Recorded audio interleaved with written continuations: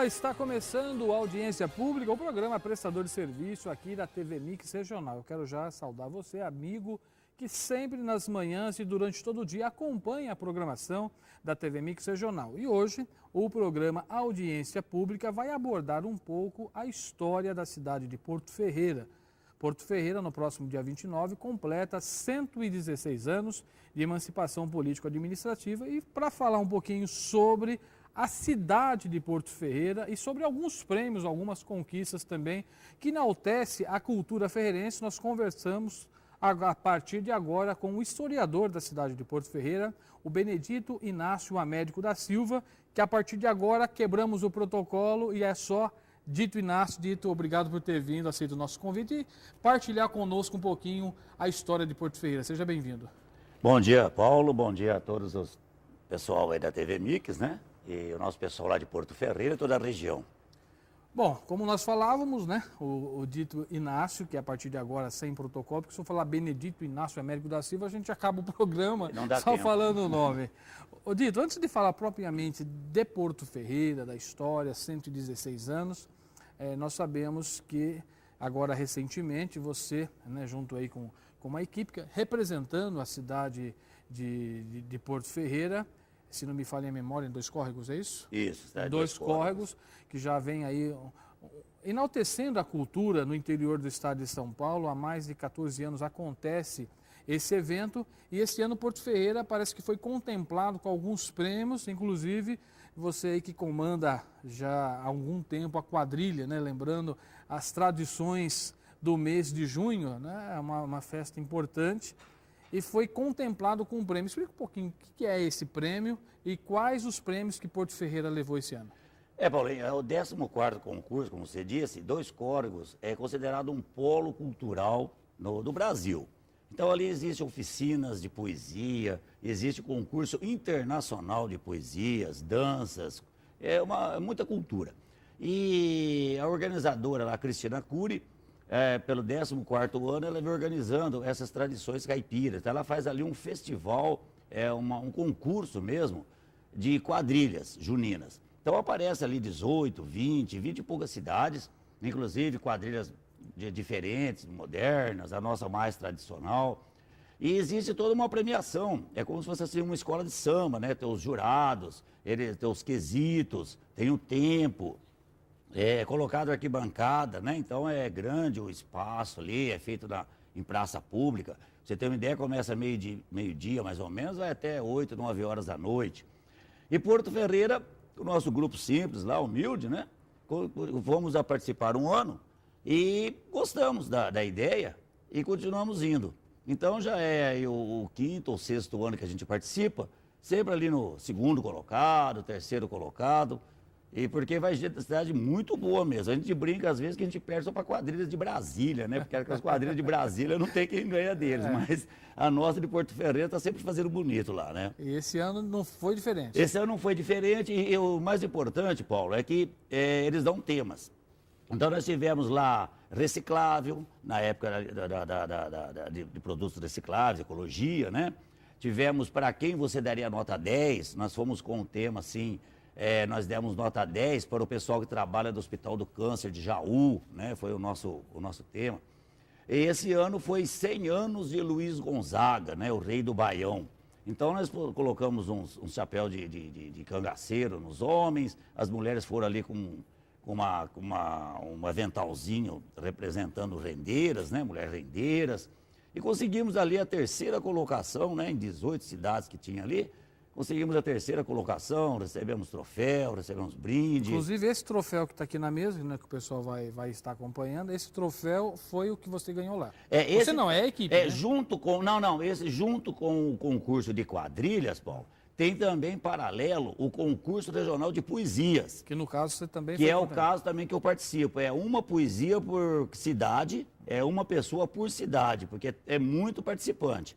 E eu consegui lá, ano passado eu consegui a 2ª colocação, que o tema foi, o ano passado foi quitutes, né? Não, foi casamento, o tema o ano passado foi casamento.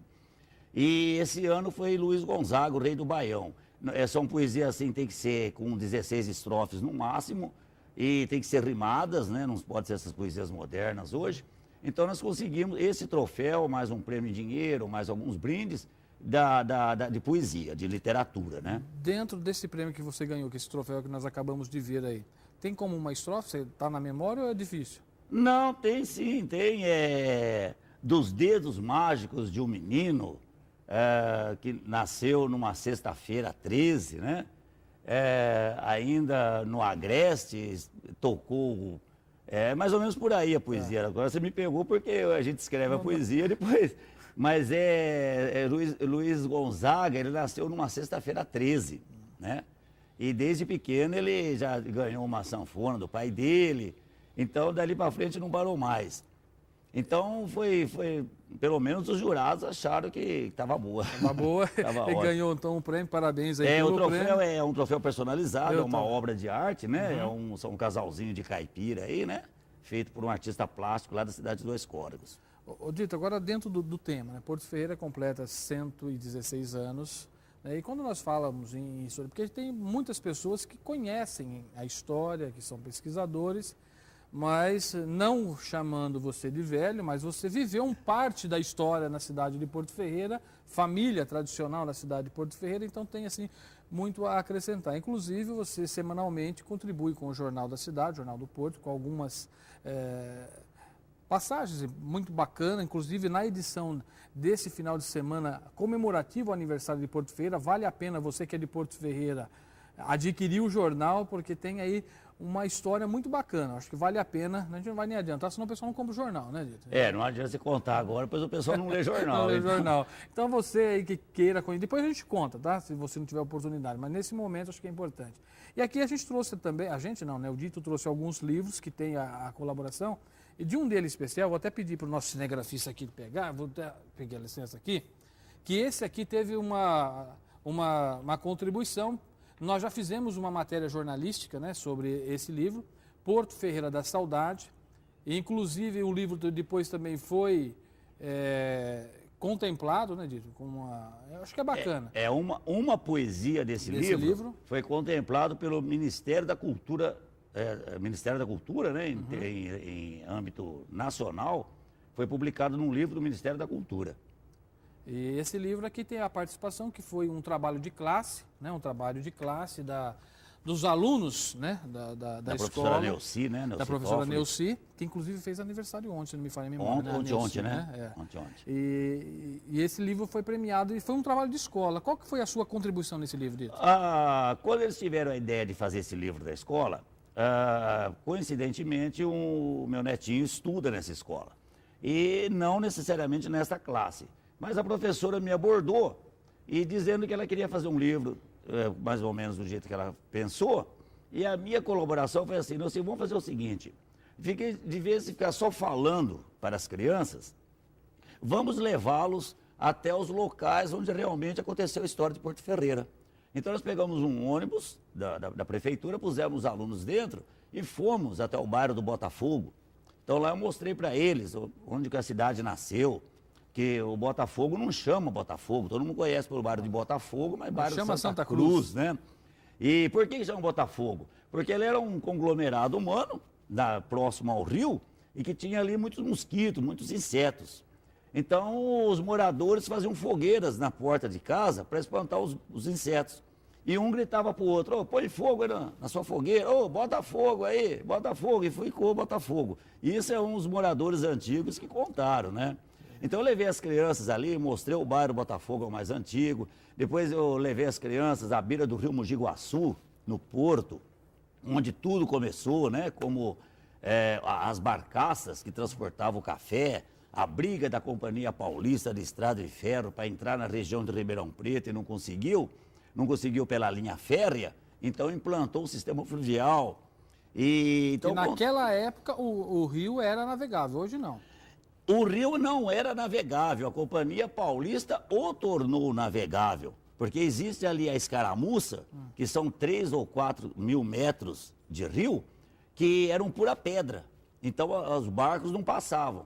Os portugueses da época, aqueles homens fortes da época, eles dentro do rio retiravam as pedras com a mão e foram jogando do lado, montando ali um canal que existe até hoje, que é a famosa escaramuça, né?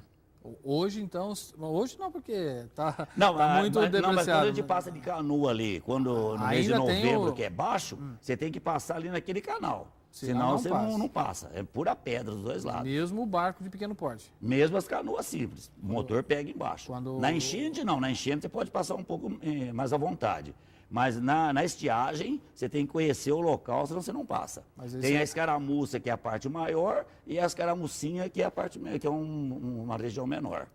Bom, então nós sabemos, isso é um pouquinho só da história, a contribuição com o Dito. É logicamente que nós não planejamos, como o Dito é historiador e conhece, eu sei que a gente pode ir falando e abordando alguns assuntos, mas eu acho que é uma coisa que é interessante, porque eu também sou nascido em Porto Ferreira, então algumas curiosidades despertam interesse não só na gente, como eu acredito eu, na nova geração. Porto Ferreira, durante muito tempo, o Dito, foi conhecido como a encruzilhada do progresso.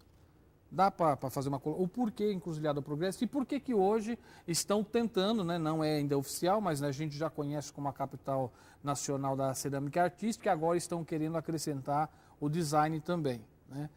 Fazer essa colocação de lá, Encruzilhada do Progresso, para chegar até os dias atuais. Deus privilegiou nossa cidade de estar numa encruzilhada de estradas de rodagem. Passa, né, ali a via Anhanguera, um veio principal de interligação norte-sul do país, passa dentro de Porto Ferreira, perpendicularmente à SP-215, que leva para a região de Minas, e também que vai ali para a região de São Carlos, que vai para o centro do estado de São Paulo. Então nós ficamos numa encruzilhada. Em 1960, mais ou menos, algumas pessoas de Porto Ferreira, o seu Jean, que era pintor, o Dalci Melara, eles eram pessoas ali da comunidade ferreirense e que resolveram criar esse slogan. Então eles desenharam duas cunhas, né, em formas de estrada, assim, do maior para o menor, em forma de infinito, e essas duas cunhas cruzadas, e eles criaram ali o slogan Porto Ferreira, a encruzilhada do progresso. E ficou muito bonito isso, esse símbolo existe até hoje, e veio, com o passar do tempo, algumas administrações públicas, acrescentando Encruzilhada do Progresso, Porto Ferreira como a capital da cerâmica. Como existia Mogi Guaçu, que era a capital da cerâmica, do tijolo, da telha, então ficou capital da cerâmica artística, que nós tínhamos ali a cerâmica artística. Hoje nós temos a iluminação e quadros, enfim, um trabalho muito importante, né, de artesanato, e que ficou então Porto Ferreira, a Encruzilhada do Progresso. Isso aí foi criado recentemente, quase perto, junto com o hino de Porto Ferreira, assim como também o brasão da cidade, né? E a bandeira. Que foram os símbolos criados mais ou menos na mesma Tudo época. na mesma época. A bandeira, que ela consta do vermelho terra, né? E do que significa terra, coisa firme, né? O azul da bandeira, que é o céu. No meio, uma tarja sinuosa, branca, que significa o rio Mogi Guaçu, que é um dos rios mais piscosos do estado de São Paulo, com os peixinhos, e o malho, né, que é o símbolo de Ferreira. A âncora, né, que é o símbolo de Porto. Dito, hoje, né, a gente está falando, você esteve lá em Dois Córregos, né, mapa cultural, eu sei que também algumas participações, inclusive eu quero aqui enaltecer que daqui a pouquinho o pessoal vai assistir o programa do Nosso Jeito, né, e dentro do Nosso Jeito o quadro Culinária com uma figura muito especial, um personagem muito querido em Porto Ferreira, o tio Zé, né, que conhece e também já teve alguns dos seus livros premiados, a sua poesia, inclusive foi publicado no livro. Então é muito bacana a gente estar falando de cultura. Está faltando cultura hoje, na atualidade, Dito? Não falando de Porto Ferreira, mas falando de âmbito Geral. mundial, né? Mundial, a cultura, infelizmente, ela vai ficando para trás. Começa pelas administrações públicas. Quando fala-se em cortar uma verba, a primeira verba que é cortada é da cultura.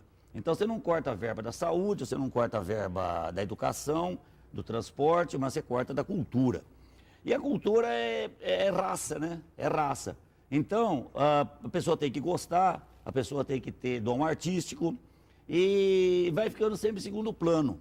Esse pessoal novo que vem vindo, muitas vezes não tem a mesma visão dos mais velhos, mas a gente fica contente, Paulo, porque a gente vê, por exemplo, nessa participação que eu tive lá em Dois Coros na poesia, os dois primeiros colocados eram jovens, né? Meninos assim de 18 anos. Então, Você vê que eles já estão entrando também no âmbito da literatura. Então a gente fica contente por isso, essas crianças da escola que escreveram o livro Porto Ferreira da Saudade, então eles já estão pegando gosto. O que acontece? Nós não podemos deixar morrer o pouco que ainda existe, né? A semente. Mas ainda é feito alguma coisa, assim. A gente fica contente, mas é na raça. Tudo que é feito na cultura é feito na raça. Bom, inclusive, sempre que a gente está com os convidados, a gente acaba abordando porque não tem como fugir da questão internet. Hoje, as redes sociais, a facilidade que tem na comunicação, a mutilação na nossa literatura e na língua portuguesa através da economia. Inclusive, nós estávamos aí com uma professora de literatura na segunda-feira, falando justamente sobre isso, que a gente tem que se adequando também, porque é uma ferramenta importante. No seu ponto de vista, como historiador que viveu boa parte da história ali em Porto Ferreira, hoje tem que se adequar também a essa nova ferramenta? Ou o dito continua ali com a maquininha de escrever, com toda aquela questão para manter, ou não? Tem que realmente... Não, você tem que pegar, resgatar a história. Você tem que mostrar na internet a máquina de escrever. Você tem que mostrar na internet. Eu conheço pessoas que entraram para trabalhar numa empresa que ainda era usado a máquina de escrever. E ele não sabia colocar o papel, sabe? Então ele precisava fazer um lançamento, ele não sabia o que era aquilo. Porque ele era da geração da internet, do e-mail. Então, houve uma dificuldade, a pessoa teve que se adaptar e tal. Então eu acho que a internet é uma ótima ferramenta, desde que ela seja utilizada para o bem, né? Se eu te der um garfo, você vai utilizar para matar a fome ou você vai utilizar para espetar uma pessoa. Então, isso aí, a internet é uma ótima ferramenta na qual nós temos que introduzir toda uma cultura. Infelizmente, eu vejo pouca cultura e alguma coisa errada. Então, nós tivemos, eu vi agora num site da cidade lá, alguma coisa que escreveram lá, e sobre algumas informações da cidade, e tem lá, inclusive, no final, filho ilustre de Porto Ferreira, está lá o Fausto Silva, né? O Fausto Silva nunca foi filho de Porto Ferreira. O Fausto Silva morou em Porto Ferreira por ocasião quando o pai dele era coletor, trabalhava no emprego público. E ele, quando jovem, foi para Porto Ferreira, estudou no ginásio Washington Luiz, era amigo do Zé Zambelli, lá do Café, amigo do Luiz Dositesa, conhecido na cidade. Mas filho, não. Filho ilustre de Porto Ferreira, tivemos o doutor Erlindo Salzano, que foi vice-governador do estado de São Paulo. Tivemos o Adriano José Mariano, jogador campeão brasileiro pelo Guarani. E tivemos aí sim, foi filho dos ilustres da cidade, né? Então tem que tomar muito cuidado com essas informações. Dentro do contexto, né, que a gente passa, que não a meia hora passa muito rápido, Porto Ferreira, 116 anos, logicamente não vai dar para a gente falar, trouxe alguns livros, alguns comemorativos aí aos 50 anos de Porto Ferreira, outras todas que teve a contribuição sua, né, dentro desse contexto de história.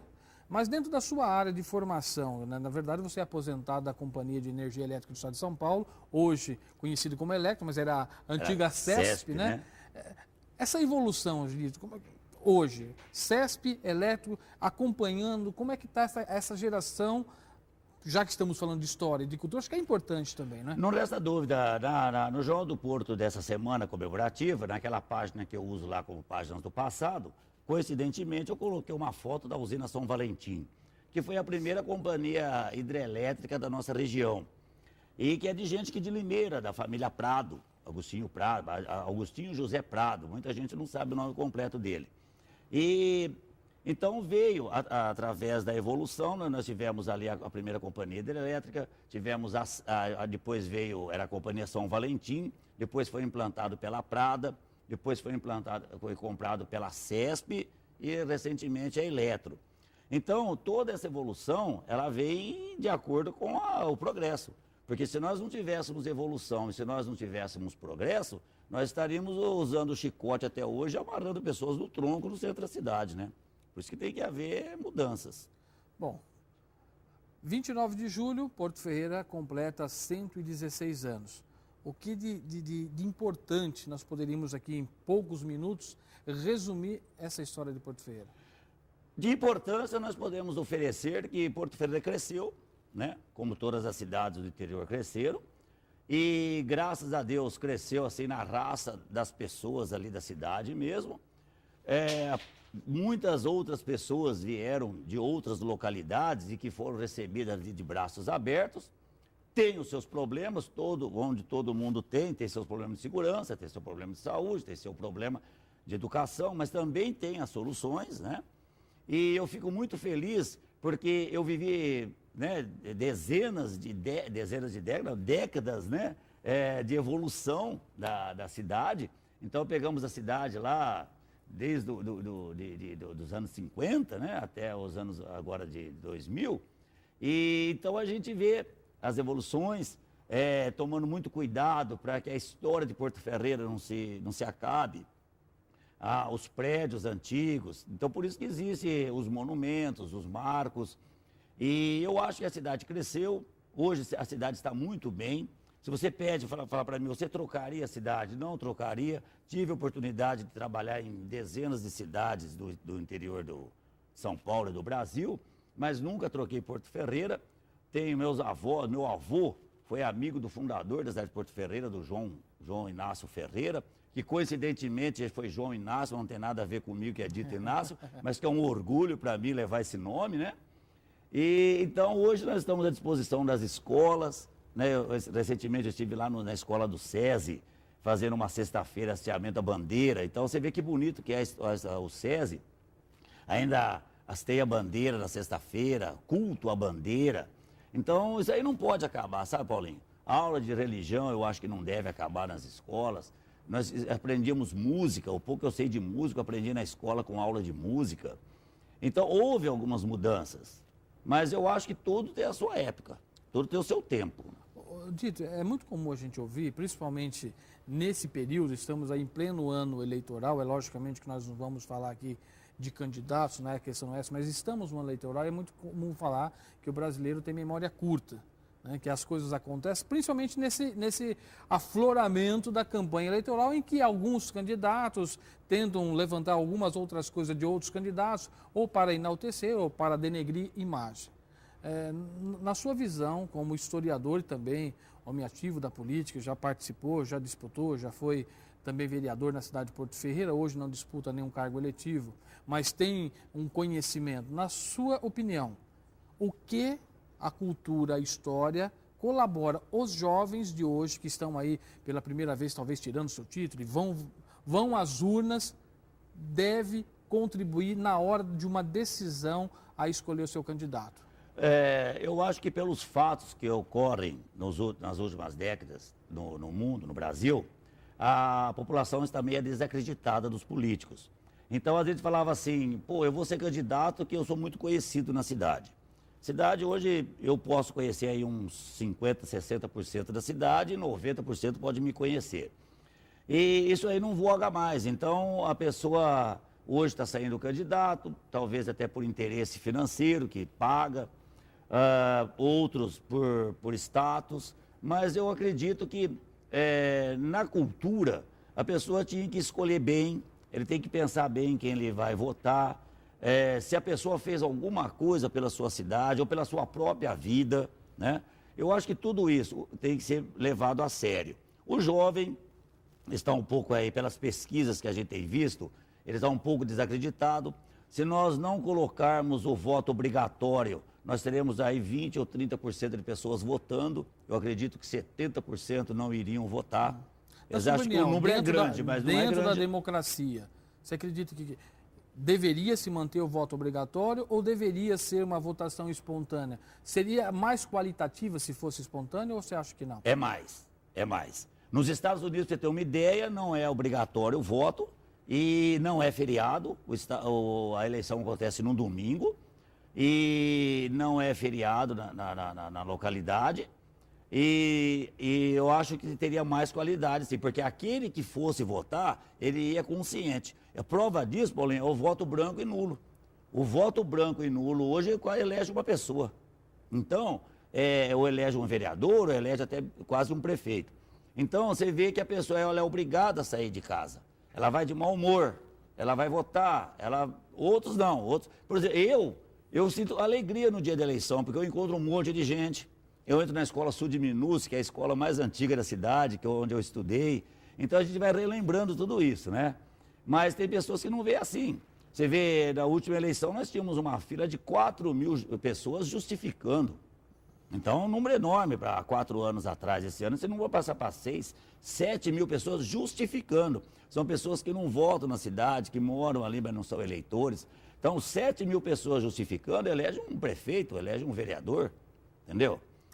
E isso se atribui ao quê? Então, vamos falar que é falta de cultura? Não, então, é falta de interesse. É falta de interesse. Hoje a pessoa está com a sua visão mais, tem que trabalhar de manhã para comprar comida de tarde, entendeu? Outros status, outros querem poder, né? Estão brigando pelo poder. Eu não sei a briga que existe pelo poder, sabe? Ideologia tem ainda, não? Quando? Ideologia ainda existe? Muito pouco, muito pouco. Eu não acredito. Eu não acredito. As pessoas de grandes ideais, elas, até na própria história, né? Rui Barbosa, José Bonifácio, sofreram, né, com seus ideais. E então eu acredito que quando falo ideal, você pergunta para ele, mas qual que é o seu ideal? Às vezes ele não sabe o que é. Entendeu? Então o discurso é uma coisa e a realidade é outra. Ô Dito, estamos em cima da hora já, eu quero só finalizar, mas você acredita que hoje, porque a gente viu falar muito, na época nossa, inclusive, de adolescência, Grêmio Estudantil, hoje existe também. Mas você acha que o jovem hoje, ele é mais alienado por conta dessa própria ferramenta que nós falamos, a internet, as redes sociais? Porque nós comentávamos na semana aqui com a professora ali da cidade de Pirassununga. Hoje estamos conectados com o mundo, porém estamos solitários, estamos ali dentro de um lugar fechado. Isso você acha que acaba alienando mais e dificultando na hora de uma escolha mais convicta? É porque eu tenho exemplos de adolescente dentro da minha casa. Então você pega o trabalho dele ali, a formação dele, até eu fiz uma pesquisa dentro da própria casa para ver recentemente uma matéria que eu escrevi, e você vê que ele não está alienado. Ele está ligado, mas não tá ligado naquilo que é de interesse. Antigamente as pessoas colocavam as cadeiras na porta e ficavam conversando uma com a outra, né? Hoje, se eu for na sua casa, 7 horas da noite, bater pau para conversar com você, você fica louco. Você tem um monte de coisa que fazer, entendeu? Então, nós estamos vivendo uma época que nós começamos um assunto e não tem prova, é isso agora, entendeu? Nós temos aqui, se nós formos falar aqui, nós ia até às 10 horas da noite. Mas o tempo está assim, está curto. Você encontra uma pessoa, como é que vai? Tudo bem? Tudo bem. Quando você vai começar a falar, você fala, pô, tem que ir embora, que tem tal coisa que fazer. Então, os assuntos não estão terminando. Isso daí é uma coisa natural, está acontecendo. As pessoas não estão preparadas para isso. Falando em estamos terminando.